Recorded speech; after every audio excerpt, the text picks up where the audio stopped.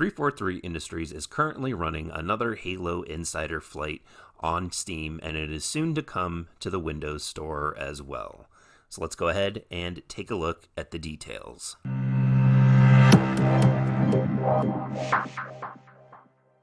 Hello everyone, and thank you for joining me here today for another Halo Reach Halo Insider development update.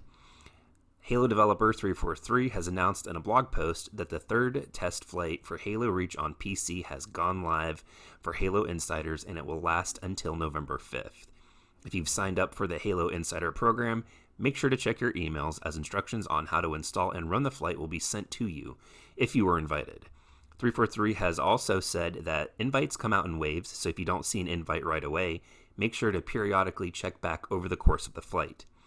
The flight contains significantly more content than any flight before it, showing that 343 Industries is in its beginnings to test Halo Reach's system and infrastructure on a larger scale than before. Content from the Halo Reach campaign is available, along with a suite of multiplayer versus player modes and the famed cooperative mode Firefight. Here's a full breakdown on everything included in the flight. With the campaign, you can play both Noble Actual and the Winter Contingency missions. With Firefight, both normal and heroic Firefight will be available on the maps Beachhead, Corvette, and Holdout. For the player versus player multiplayer, you'll get 2 versus 2 Slayer, and it'll be available on Countdown, Powerhouse, and Zealot. 4v4 Slayer, Flag and Bomb, Zone Control, Asset Denial, and Action Sack will be available on the same maps as well as Tempest. 8v8 will be available as well in the form of Slayer, Flag, Bomb, Zone Control, Asset Denial, and it will be on the maps Tempest, Breakpoint, and Ridgeline. Halo Reach Team Hardcore will be available and will feature Slayer and Capture the Flag on Countdown and Zealot map. Halo Reach's Invasion mode will also be up and running on the map Breakpoint. On top of all of that, players are invited to play through Steam. 343 Industries is also planning on testing Halo Reach on PC through the Windows 10 Store client as well later on during the flight. So with them testing all of this on PC, I wish that they would do this flight test on Xbox One as well, but it seems that they need to test more of this on PC just to make sure that everything is running properly and mouse and keyboard controls and everything else works well. It seems to me, personally, in my opinion, that the launch of this huge update that we're supposed to get this fall is coming pretty significantly fast with how quickly they're moving on these flights and how much is included with the current flight that they're running on the PC platform now. Now, with the update that is coming this fall, it's not just releasing Halo Reach. They're actually going to be kind of redesigning almost the entire game. They're going to be adding a progression system for unlocks for armor and emblems, and they're also going to have added on top of that seasons that have different rewards that you can earn. And all of this is actually going to be free. There's nothing like a battle pass or a season pass that you need to buy. And once you move on to one season, you can still go back with the credits that you earn and purchase things from the previous seasons if you want to. Let's go ahead and take a little bit of a closer look at what exactly we could expect from the season style that they're going to be implementing into the game. Now, the following information can be found over at Halo Waypoint in a blog, and that information reads as follows. Our intent has and always will be that when a season is over, content doesn't disappear. You will not lose access to the ability to earn the content from the season or the ability to use previously unlocked content.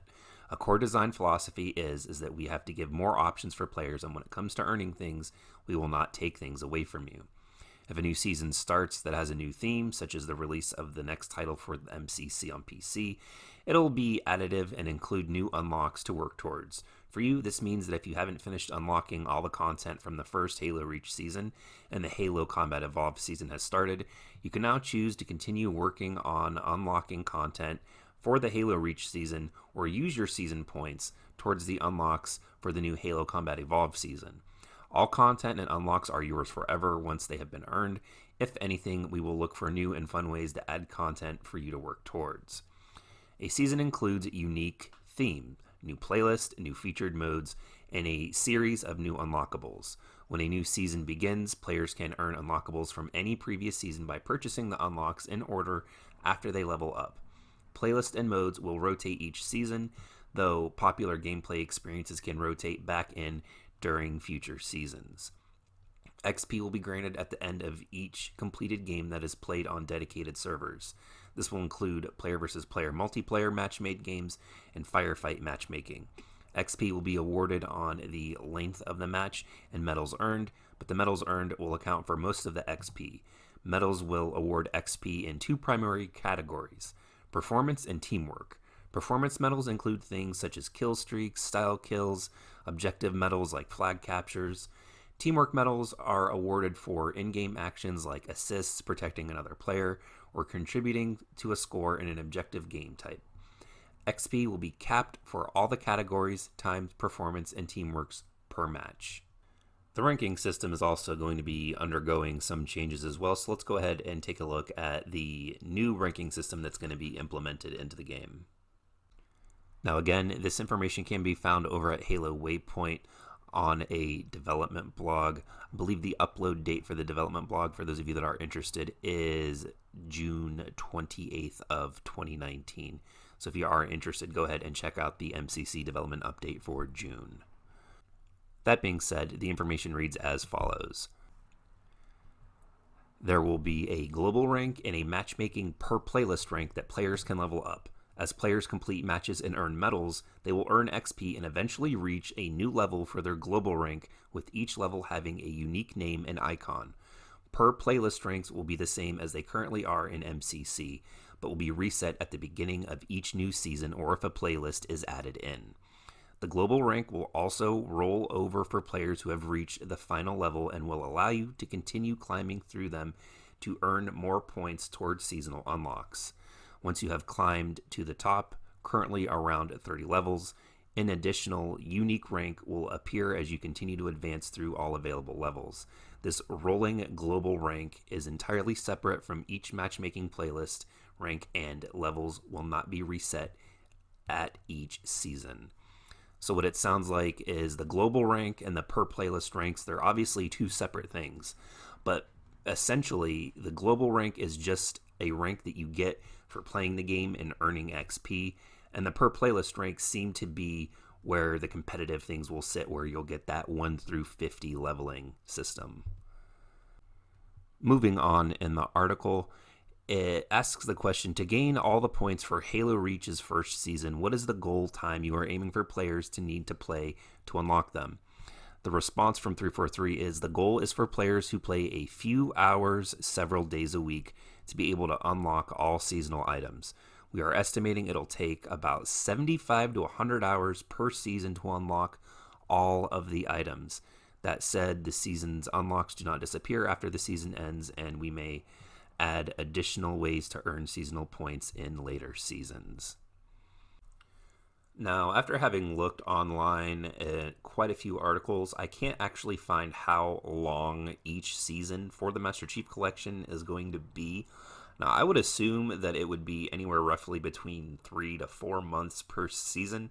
If they're expecting people to be able to play several hours a day for a few days a week, then I would assume them saying between 70 and to 100 hours, that they would at least give you an ample amount of time for each season. So I would say essentially probably at least 3 months, but I can't find any verification on that. That's just my speculation.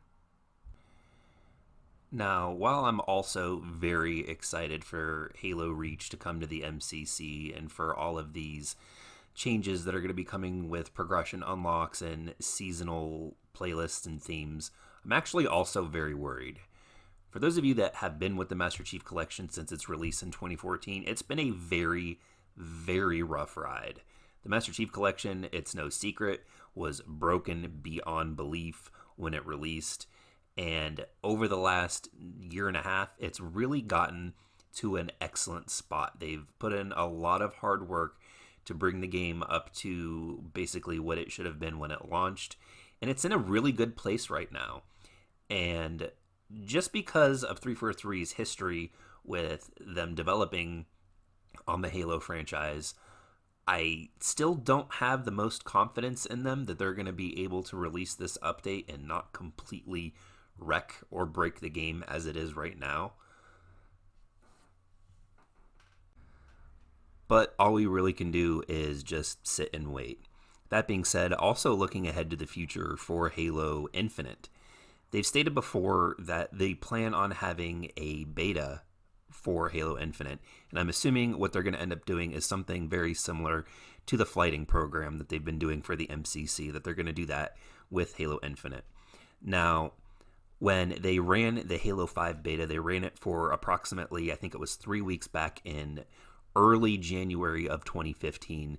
And then, of course, the game released in October of 2015, which was essentially almost 11 months of time for them to make changes, adjust things, and take player and community feedback into the gameplay style itself, which is something that they did. So, based on previous games that they've had and based on their previous development timelines, we should also be expecting, I would say, a beta or a flighting program applications to go out for early 2020 for Halo Infinite. Now, the one thing that I'm also just a little bit worried about with this, with Halo Infinite, is that there's going to be 2 separate versions. There's going to be the Xbox One version, and then there's going to be whatever the next generation Xbox console is called, that version of the game. Now, they're obviously going to be able to beta test the Xbox One version, but what about the next generation Xbox Scarlet's version of Halo Infinite? Are they going to talk to each other?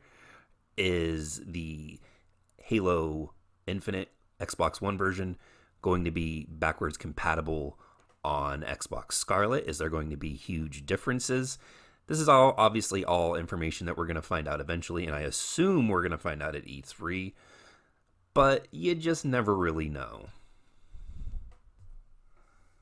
But as always, in order to be part of the conversation and have your voice heard, hit that subscribe button and leave a comment in the section down below. If you guys found any informative value to this video, please go ahead and give it a thumbs up.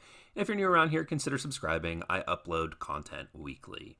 But until next time, everyone, thank you all for joining me here today for this Halo development update, and I'll see all of you in the next video.